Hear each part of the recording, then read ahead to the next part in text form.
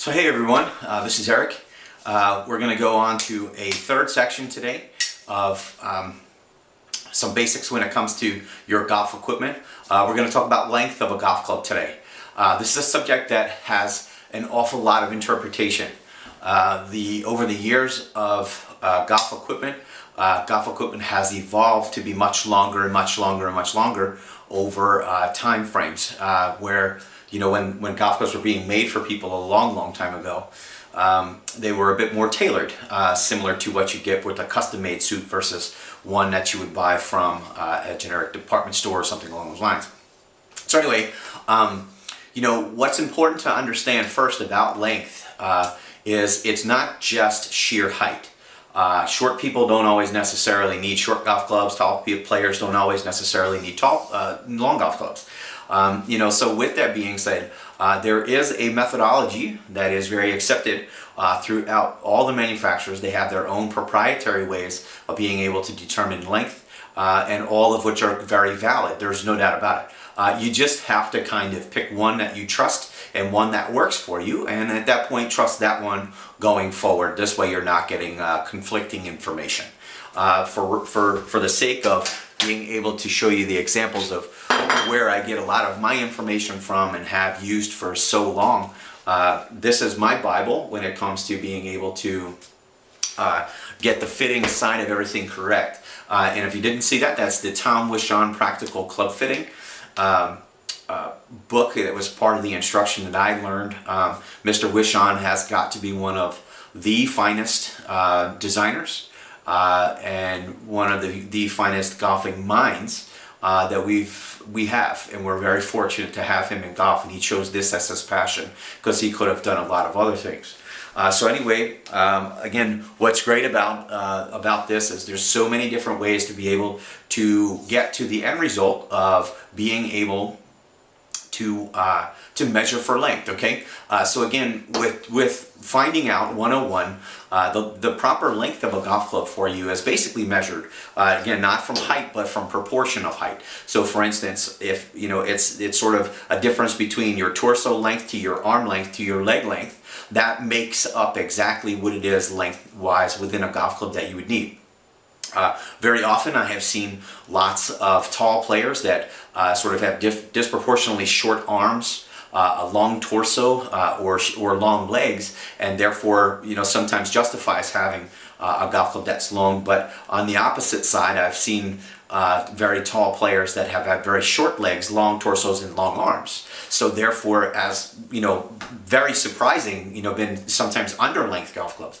It can be all over the map. Short players, again, I've seen short players with long torsos, long legs and short arms, and need a men's standard type of a length or a ladies standard golf club, and all of which doesn't have a reflection on anything other than just factually what you need. For instance, when you go in to buy shoes, you step on the Brannock to measure your foot and you measure a 10.5. Do you therefore then go look for an 11 or something else? No. At that point, you would try the 10.5 on. If there's something about it and you're at a better shoe store and you have the availability to be able to do it, and it's too tight, too narrow, then you can order them in width. So there's lots of different ways to be able to do it, but you generally wouldn't go with anything that's longer or shorter unless you were stuck for some reason, and then that's what you chose. And that's fine. There's nothing wrong with that whatsoever. It's your equipment. You play it.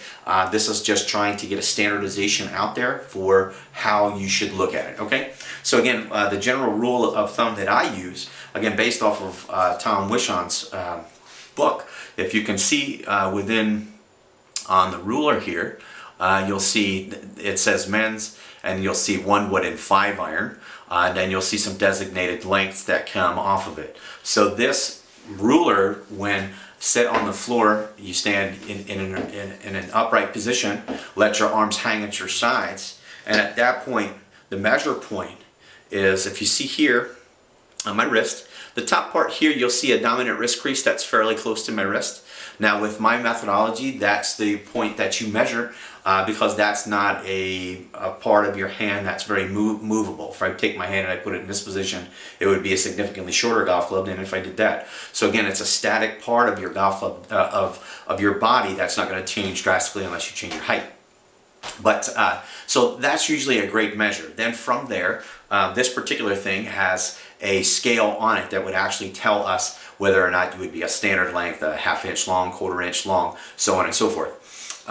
Where on the second methodology, I'm going to pause the tape here for a second and show you the second methodology if you're not fortunate enough to have a ruler such as this one. Okay, now for the second part of talking about length, I paused for a second so I could get two more props. This one is a basic ruler, a yardstick that actually has a tape measure that's connected to an aluminum yardstick, or you could of course use a basic tape measure as long as it is extended and locked into place, and you can get a vertical measurement.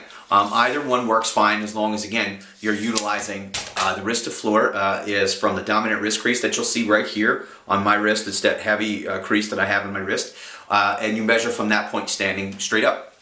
The difference between using the nice convenient yardsticks that have made the recommendations for you is, again, just using some form of standard to be able to understand what length that you would need.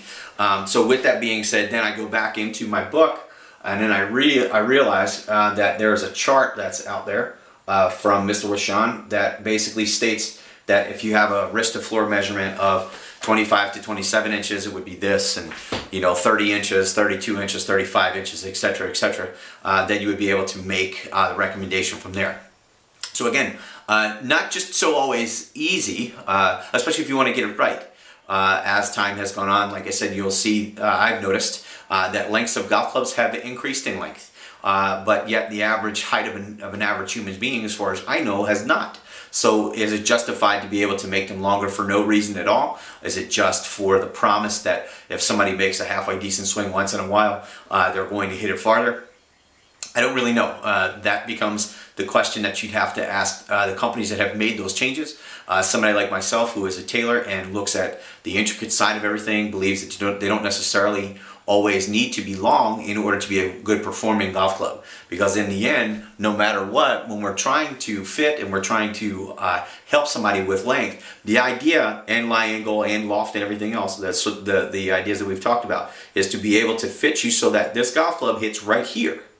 Because if you hit the middle of the face, I can honestly tell you, not a lot of people are going to question what you did right or what you did wrong. They're just going to be happy with their golf clubs and are going to be able to go and do the best that they can.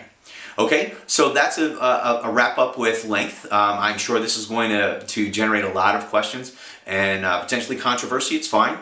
Feel free to reach out to me at Facebook or via all the social media networks. Look for my videos on YouTube, as well as Instagram. Feel free to shout out to me at Twitter.